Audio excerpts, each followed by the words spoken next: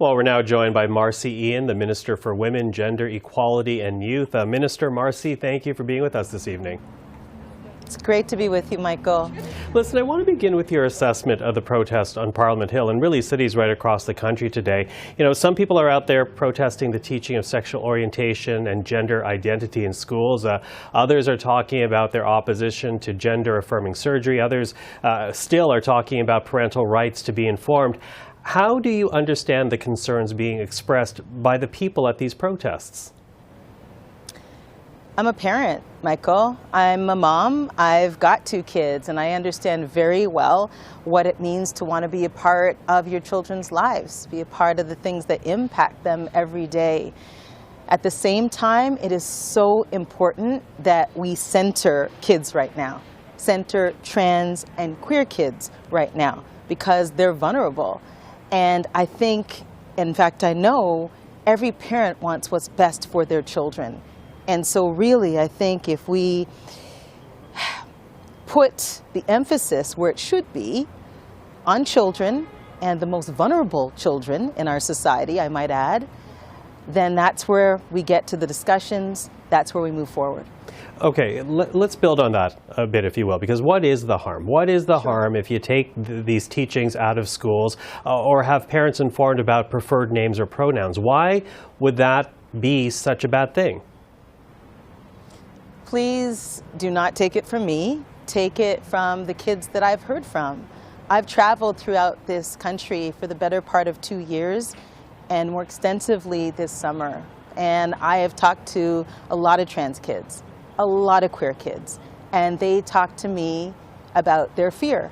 They talk to me about being bullied. They talk to me about being able to be themselves. And that is important here. That's what they tell me, and that's why it's important to center them in these conversations. The other thing that I want to add is there are stats, and the stats are rife right now when it comes to hatred. We know what those are when it comes to the 2S LGBTQI plus community. But with kids and trans kids in particular, they are 5 times more likely to take their lives. And yet, there are also stats that show the reverse, that when those kids are allowed to be themselves, when they're seen and heard for who they are, that suicidal ideation goes down. Okay, you mentioned the summer and being in consultation through the summer, and we also know that during that same time period, your government rolled out money for pride groups right across the country. It was for security because there were many organizers of Pride who were worried about potential violence, worried that participants would be attacked by outside forces. Do you see today's protests tied to that violence in any way, whether directly or indirectly?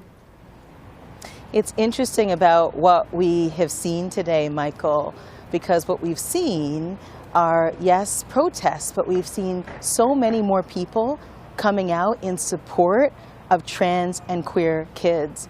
And I have to tell you, that gives me a level of hope, because that means we're at a place where we can maybe have some important conversations. And these conversations need to continue. This is not a time to be quiet. This is not a time to politicize this issue. This is a time to listen to kids who are the most vulnerable and listen to what they need and act on that. Okay, but what do you actually say to parents, Minister, who don't harbor ill will to the 2S LGBTQIA plus community, but essentially want to be informed about what's happening in their children's schools? Mm-hmm. I say I completely understand where you are, and those are parents who put kids first. And I would say continue please to do that, but look at kids that are disproportionately impacted by a rise in hate where we are today. Look at kids who, in not being themselves and not able to be valued in certain ways,